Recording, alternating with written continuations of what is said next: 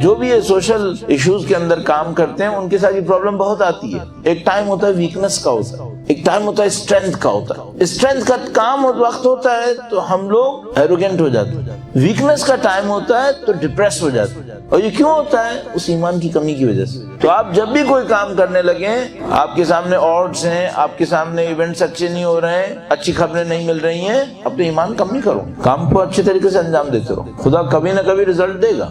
آج نہیں دے گا تو کل دے گا, کل نہیں ہوا تو قیامت کے دن دے گا, لیکن خدا ضائع نہیں ہونے دے گا. قرآن کریم میں جگہ جگہ کئی جگہ فرمایا خدا تمہارے اعمال کو ضائع نہیں ہونے دے گا. اگر ہم حق پر ہیں, ہمارا کام صحیح ہے, ہم کیوں ڈریں؟ کام کرو. اگر صحیح کام کریں گے, حق کے لیے کام کریں گے, پلاننگ کے ساتھ کام کریں گے, ڈرنے کی ضرورت نہیں. خدا کا کام ہے فتح دے. نہیں بھی ہوا, ہم نے اپنی ڈیوٹیز کو تو پورا کر دیا نا. اور امام خمینی ایک بہت عجیب جملہ فرماتے تھے, وہ کہتے تھے ہمیں ریزلٹس کے لیے رسپانسبل نہیں کیا ہے, ہمیں ایفرٹس کے لیے رسپانسبل کیا ہے. ایفرٹس کرو, کام کرو اپنا. اور اس میں پھر مولا امین المومنین کا ایک فرمان اور عرض کروں گا. تو امام نے فرمایا الدہر یومان, زندگی 2 دن, ایک دن تمہارے ساتھ ہے, ایک دن تمہارے اگینسٹ ہے. ایک ٹائم آئے گا تمہاری لائف میں جو تمہیں فیور کر رہا ہوگا, ایک ٹائم آئے گا جو تمہارے اگینسٹ چل رہا ہوگا. فرمایا جس دن وہ فیوریبل ٹائم آئے ایروگنس مت دکھاؤ, جس دن تمہارے اگینسٹ آئے اللہ سے ڈس اپوائنٹڈ مت ہو, اللہ پہ امید رکھو. تو آپ جب بھی کہیں ایسی کسی جگہ پر ہوں, آپ نے صحیح کیا تھا, رزلٹ صحیح نہیں ہوا, ڈس اپوائنٹڈ مت ہو.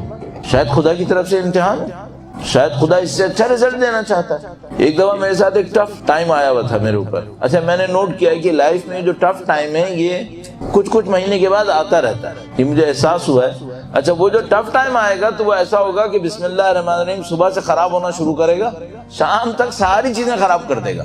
یعنی جہاں سے آپ کو ایکسپیکٹیشن ہی نہ ہو کہ بھائی یہ بھی کہیں خراب ہو سکتا ہے, وہ بھی خراب ہو جائے گا. تو جیسے ہی میرے دن میں کہیں ایسا شروع ہوتا ہے, پہلی بری خبر, دوسری بار, تو میرا کان جو ہے نا ہلنا شروع ہو جاتا ہے کہ آج وہ دن آ گیا ہے بیٹا, آج سنبھلنے کا دن ہے, کیونکہ آج گڑبڑ ہو رہی ہے, صبح سے گڑبڑ ہو رہی ہے. تیسرا چوتھا, تو پھر میں کوشش یہ کرتا ہوں استغفار بڑھا دیتا ہوں, اللہ کے سامنے استغفار کرنے لگتا ہوں, اور اللہ سے اٹینشن اپنی خدا کی طرف اور دے دیتا ہوں, تاکہ ایسا نہ ہو میں کوئی غلطی کر دوں اس ٹائم کے اندر. اور میں نے دیکھا یہ ٹائم گزر جاتا ہے. ایک دفعہ میرے ساتھ ایسی ٹف ٹائم آیا ہوا تھا, تو میں ایک عالم کے پاس گیا اور ان سے جا کر کہا کہ میرے اوپر ٹف ٹائم آیا ہوا ہے, ایک آدمی ہے وہ میرے اگینسٹ ہے, بہت زیادہ میرے ساتھ انجسٹس کر رہا ہے, تو مجھے کیا کرنا چاہیے؟ کہنا یہ تمہیں کتنا یقین ہے کہ تم حق پر ہو؟ بھی تمہارا ایک مقابلہ ہو گیا نا ایک آدمی سے, ایک آدمی تمہارے ساتھ انجسٹس کر رہا ہے, مثلا تمہارے خلاف کوئی پروپیگنڈا کر رہا ہے, تمہارے کام کو خراب کرنے کی کوشش کر رہا ہے. کہنے کہ تمہیں کتنا یقین ہے کہ تم حق پر ہو؟ میں نہیں کہہ سکتا میں 100%, کیسے ہو سکتا ہے 100%؟ کہاں ہو سکتا ہے یقین؟ تو میں نے کہا کہ مور دین 80%, اگر کوانٹیٹیو ہی بولنا ہے تو مور دین 80%, اراؤنڈ 90% میں سیٹسفائیڈ ہوں کہ میں حق پر ہوں. میں چانس دوں گا کہ 10%, 15% شاید میری غلطی ہوئی ہو, لیکن 80% سے اوپر میں مجھے کانفیڈنٹ ہے کہ میں کانفیڈنٹ ہوں کہ میں صحیح.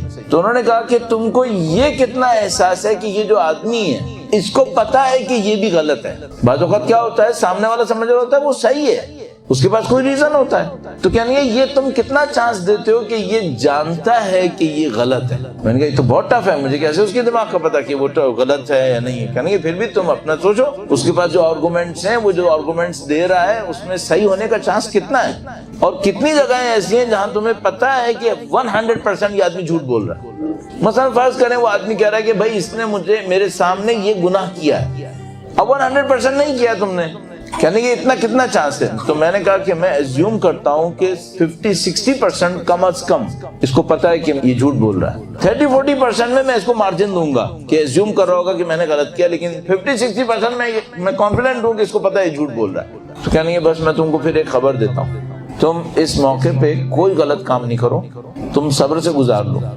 چونکہ یہ خدا کا نظام ہے کہ اگر تمہاری عزت حق پر رہنے کی وجہ سے کم ہو تو اس کا مطلب ہے خدا کوئی بہت بڑا انعام دینے والا ہے.